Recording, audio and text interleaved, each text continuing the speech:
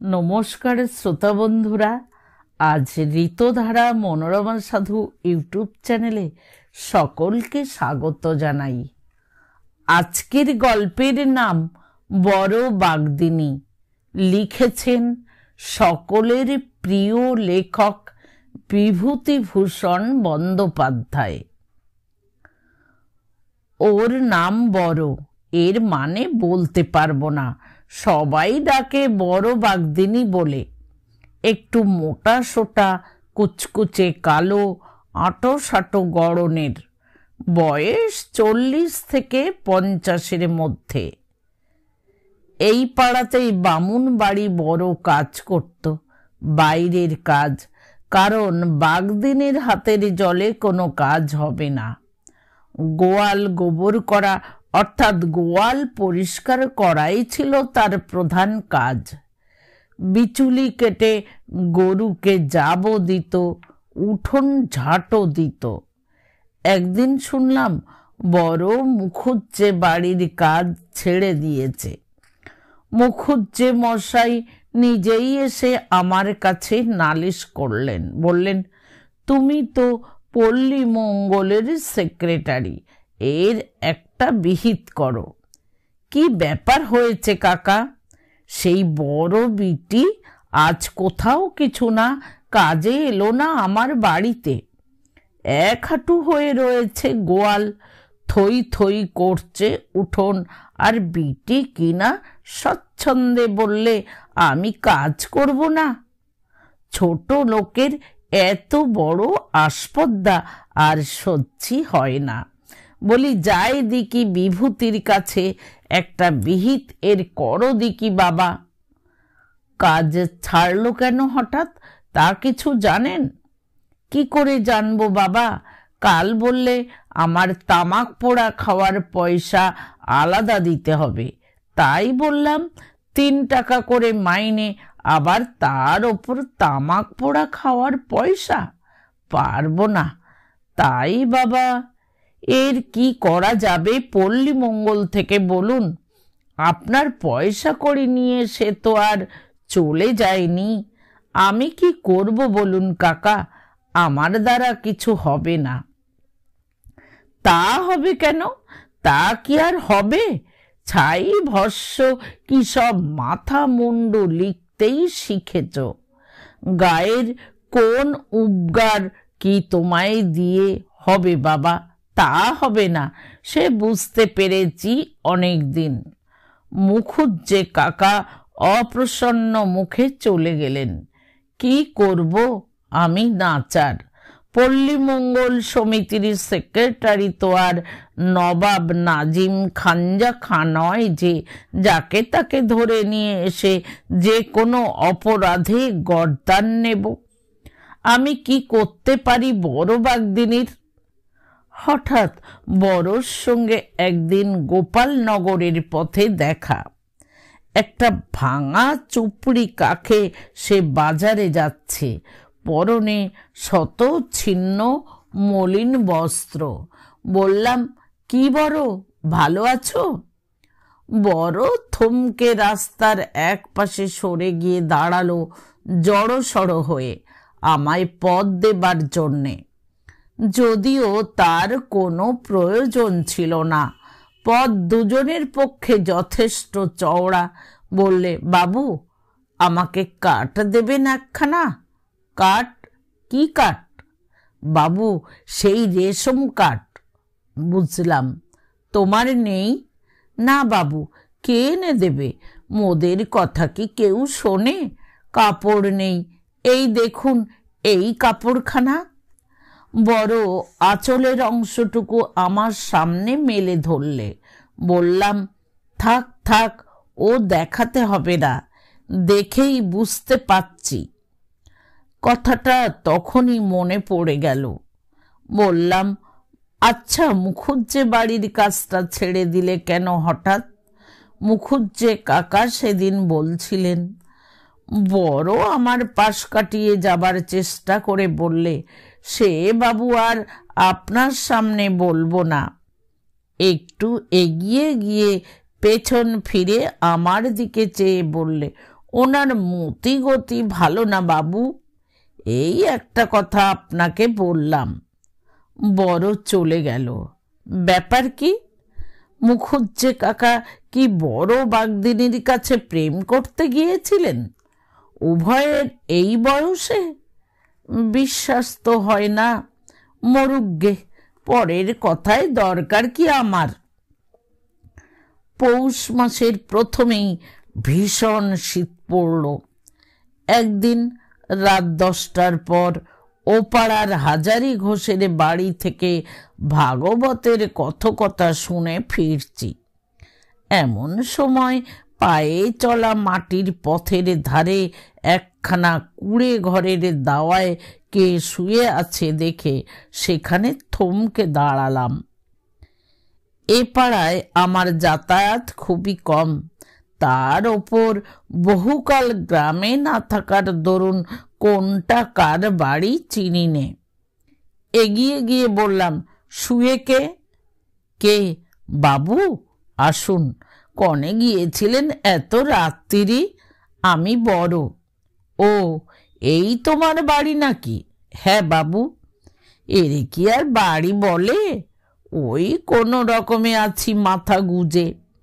গরিব লোকের আবার বাড়ি আর ঘর, আপনিও যেমন। সত্যি অবাক হয়ে গেলাম। কেউ বললে বিশ্বাস করবে না। ছোট্ট একখানা 4 চালা ঘর, ঘরের পেছন দিকে দেওয়াল নেই, কঞ্চির বেড়া বা চাচ কিছুই নেই, একেবারে ফাঁকা। সামনের যে দাওয়ায় বড় বাগদিনী এতক্ষণ শুয়েছিল তার দুদিকে নোনার পাতার বেড়া, কিন্তু সামনের দিকে একদম ফাঁকা। এই ভীষণ শীতে এই খোলা দাওয়ায় কি একখানা গায়ে দিয়ে শুয়ে আছে। ঘরের মধ্যেও যেন কে শুয়ে আছে মেঝেতে। বললাম, ঘরে ও কে? ও মোর ছেলে টেনো। ওরে চেনেন না? না, তোমার ছেলে আছে তাই জানি নে।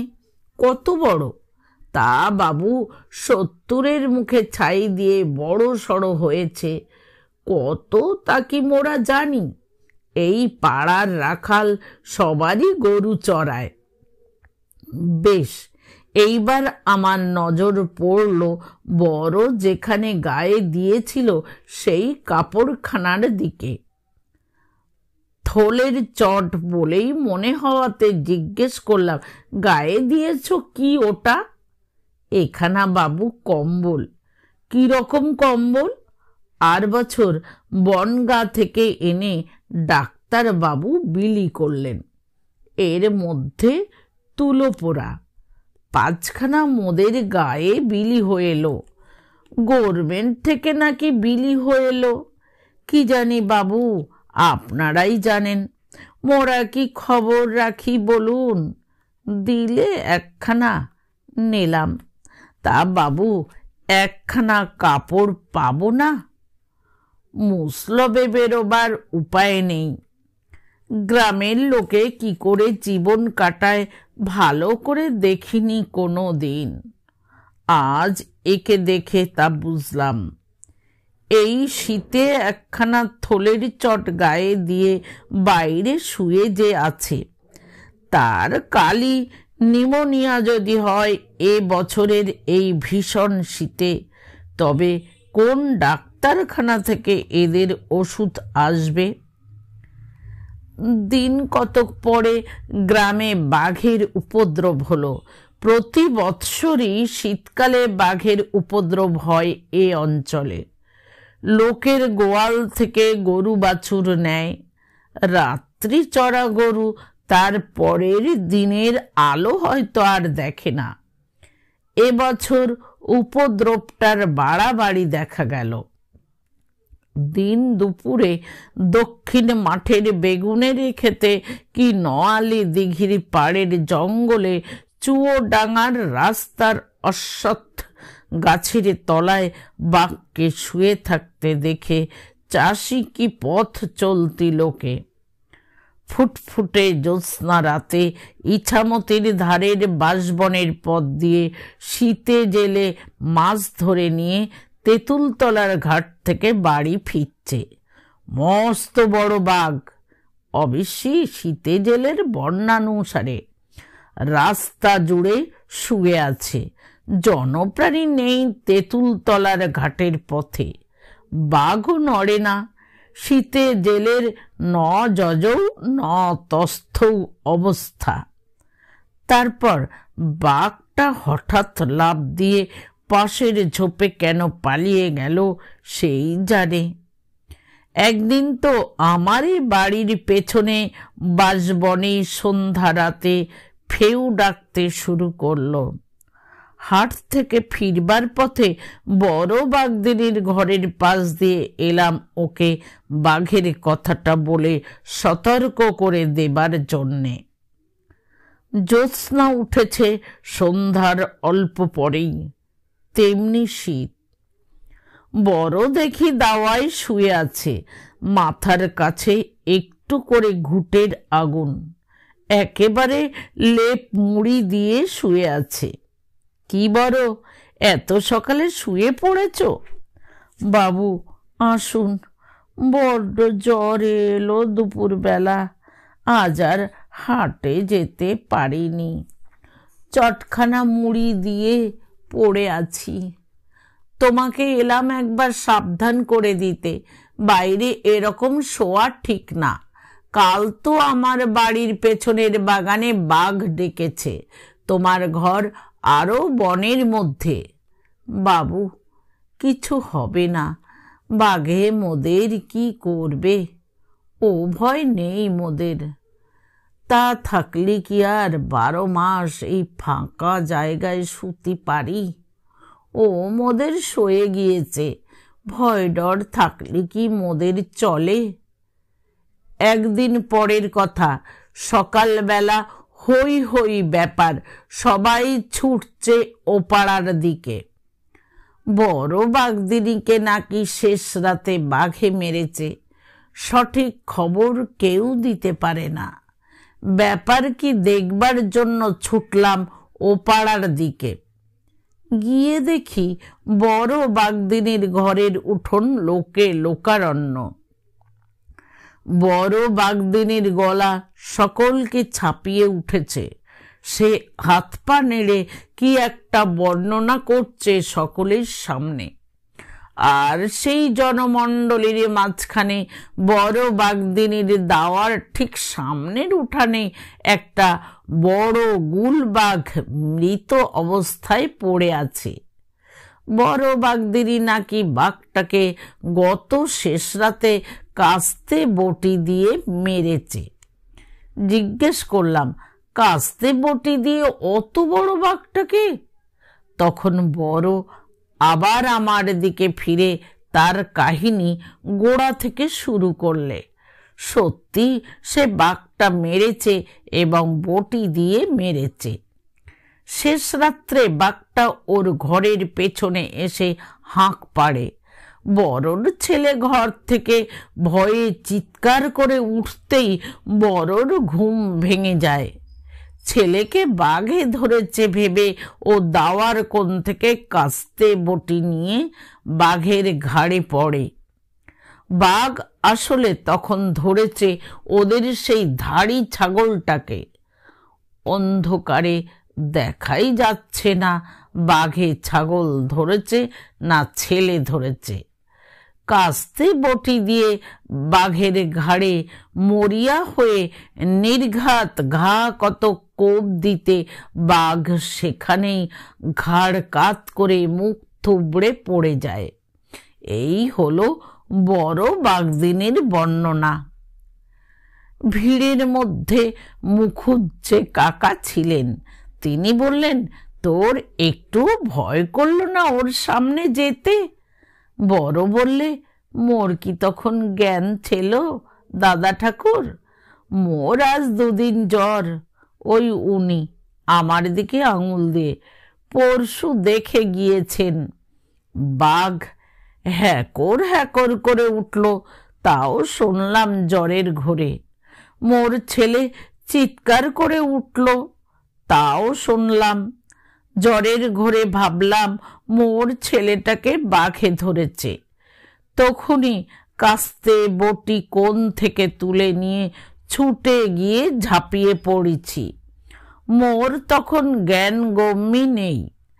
ছেলেকে বাঘে খাবে আর মুই বসে দেখব? মোর পেরান যায় আর থাকে। বাঘ আসলে মোর ওই ধাড়ি ছাগলটা ধরেছে তখন। মুই কি অন্ধকারে চকি দেখতে পাচ্ছি কিছু? মুই ভাবলাম মোর খোকারে ধরেছে।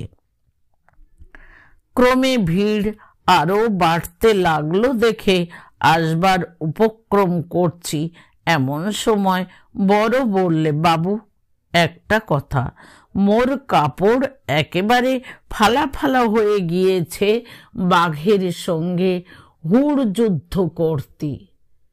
এ পড়ে আছি কলুবাড়ির মনো দিদির থানখানা। সকালে একটু চেয়ে এনেছে মোর ছেলে গিয়ে। মোর সে কাপড় তো নক্ত মাখা নোনা তলায় পড়ে রয়েছে। ওই দেখুন, ও আর পরা যাবে না। তা বাবু, রেশম কাঠখানা মোড়ে দিয়ে একখানা কাপড়ের ব্যবস্থা করে দেন আপনি। এ পরের কাপড়, ওরা আজই চেয়ে নিয়ে যাবে এখন। মুসলবে বেরুতে পারবো না বস্তর বিনে। মুখুজ্জে কাকাও আমার দিকে চেয়ে অনুনয়ে সুরে বললেন, দাও বাবাজি, ওর রেশন কাঠখানা দেওয়ার ব্যবস্থা করো, আর যাতে একখানা কাপড় ওকে আজই দিতে পারো। ওর মোটেই কাপড় নেই, যাতে হয় বাবাজি, তুমি মনে করলেই হবে। মুখুজ্জে কাকা আমার হাত দুটো ধরেন, আর কি।